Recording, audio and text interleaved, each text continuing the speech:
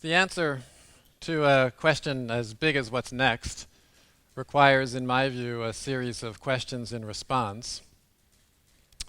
Because I am an educator, and since this is a school, I thought I would start us off with this one, which happens to be the title of a book that I read several summers ago, written by Nicholas Tate, an educator involved in France, England, Scotland, and he's also been the Director General of the International School of Geneva.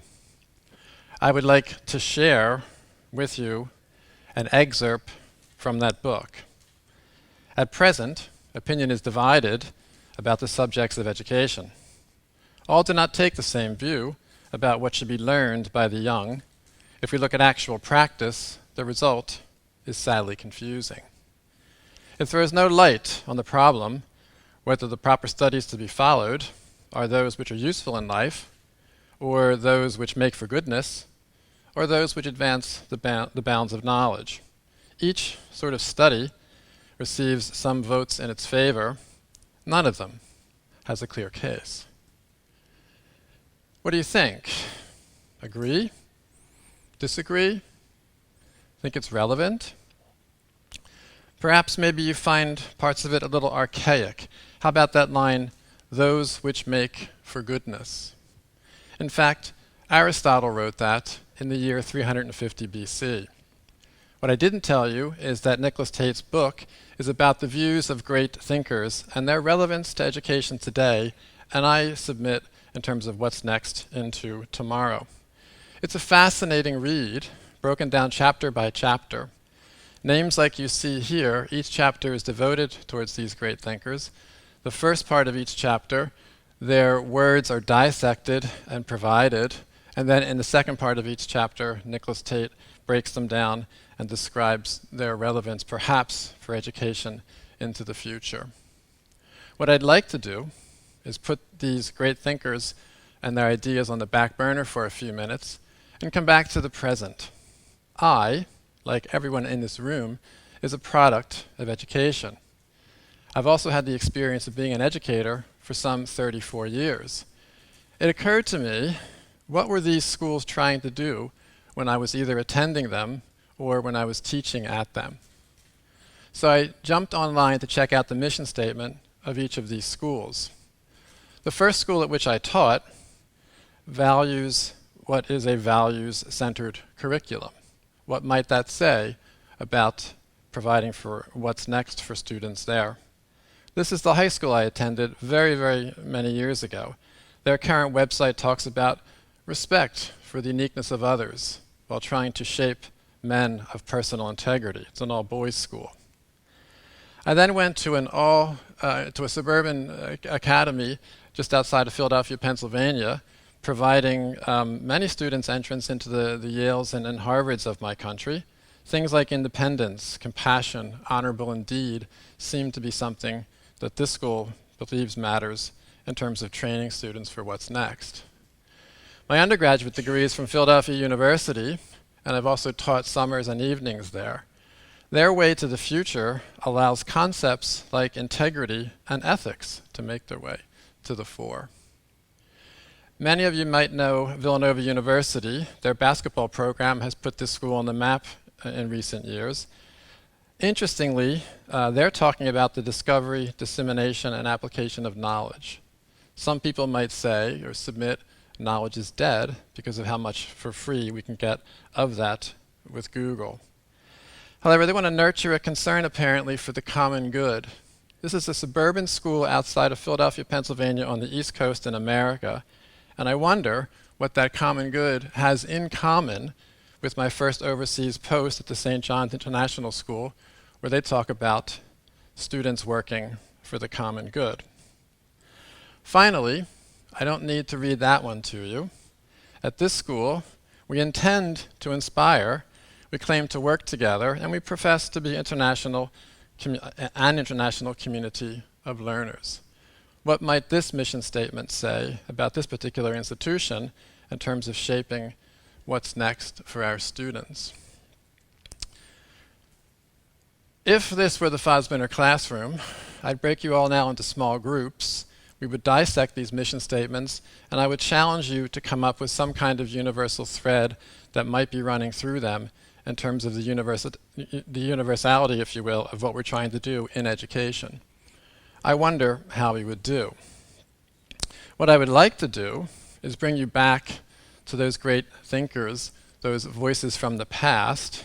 And before I do that, I would like to challenge every grade 11 and 12 DP student in the room, or any former graduate who's achieved an IB diploma, to pay attention to the concepts you're going to see in red and see if you can identify any common thread running through them.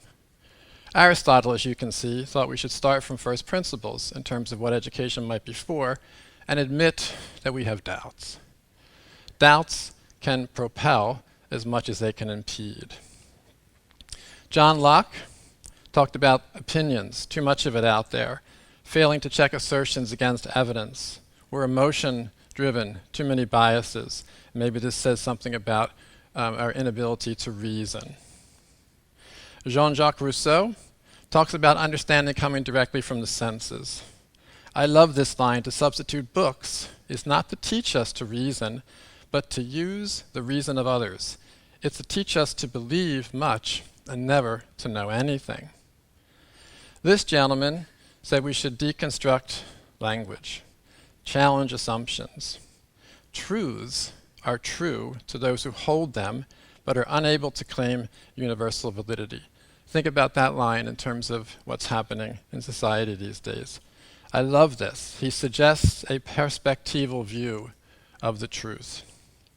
Finally, Hannah Arendt thought schools should be about telling or showing people how to think, as opposed to what to think. So what would you come up with? What thread runs through this? All of those concepts in red have something to do with the IB Theory of Knowledge course. It's about confronting students, challenging them, a critical reflection of what they know or what they claim to know. It's about lifting an awareness of one's perspective. Things like cultural, generational, ideological, historical, gender. Claims need to be supported by evidence. And we need to appreciate that if someone's offering a counterclaim, they may have some evidence to back that as well. It's about how to think, how to argue.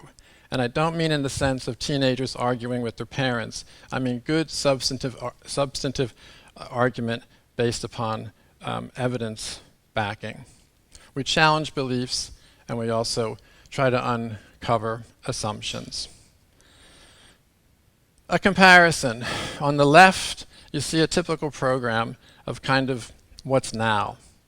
And on the right, maybe a few ideas on what we should be doing perhaps to prepare students for what's next. Typical 3 higher levels, 3 standard levels. Down bottom you see in yellow what IB calls the core, the Theory of Knowledge course, the extended essay, and the CAS program, Creativity, Action, and Service. I find as a TOK teacher, the core is not as central as I would like it to be. It's a bit more periphery.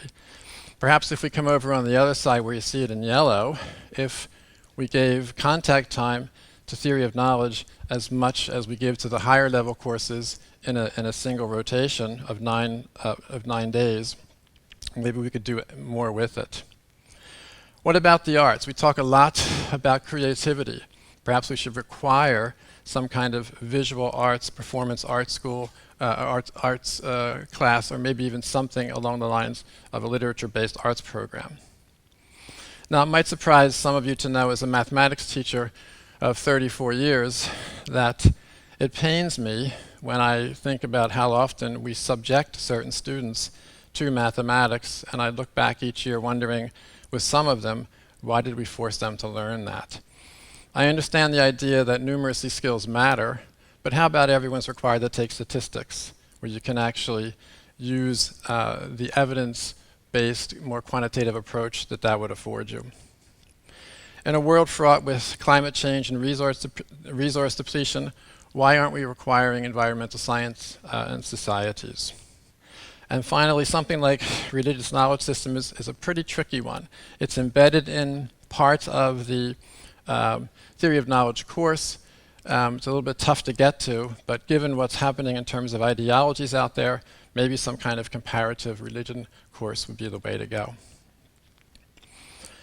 Gert Biesta, another educator, in his book, The Beautiful Risk of Education, talks about 3 domains in education.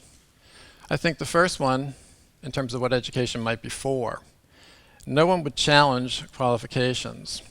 People need to know how to do stuff, and degrees or diplomas usually attest to that. Socialization. I think no one would argue with the fact that schools, the process of schooling, is a process of socialization. His idea, however, he talks about socialization from the point of view of students joining existing orders and identifying with those orders or not. You come to a school, you join the basketball program, maybe the math club, or something in music. The idea of joining the existing orders has something to do with identifying with what's there and shaping you and your identity. His concept of subjectification is profound and fascinating.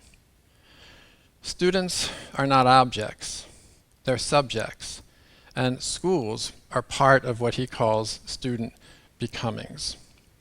He distinguishes learning from and being taught by.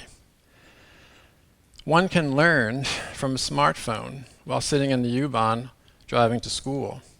One can learn from a laptop, clicking from one link to another. We learn from books. Learning, he claims, can happen anywhere. What makes schools unique is that teaching happens here. And we need to create the freedoms for students, from his point of view of subjectification, to allow them to be open to what he calls the gift of teaching, to welcome the unwelcome as it comes in from the outside, namely from the educator. He points out that if we mess with any one of those 3, it will necessarily have a knock-on effect to the others, and to be mindful of that. His ideas are not all that different from Sir Ken Robinson, who defines the purpose of education as you see here, and it's about student becomings. Finally, you might be wondering why this photo of the catch box was starting off this little talk. A device that was passed around this very room just over a month ago as part of ISD's 50th birthday celebration. It's a soft, pillowy device with a microphone inside of it so that you can actually be heard in a larger group like this. That box was handed right down here to a gentleman sitting in the first row. 75-year-old Richard Long, 50 years an educator, and he took that device, and in spite of all of the countries that he's taught in over the 50 years, he was the high school principal early on in the school's history. He said in all of his years of teaching, this place was the best. Why, he said? Because of the team that he worked with. And he went on to describe professionals who rallied around students and who I understood as playing some kind of a pivotal role in their becomings. That device was passed around a little bit more and eventually landed back at around the 5th row to a gentleman sitting by himself. He took the device and said that he was inspired years ago by a science teacher in this school who then prompted him to go on to earn eventually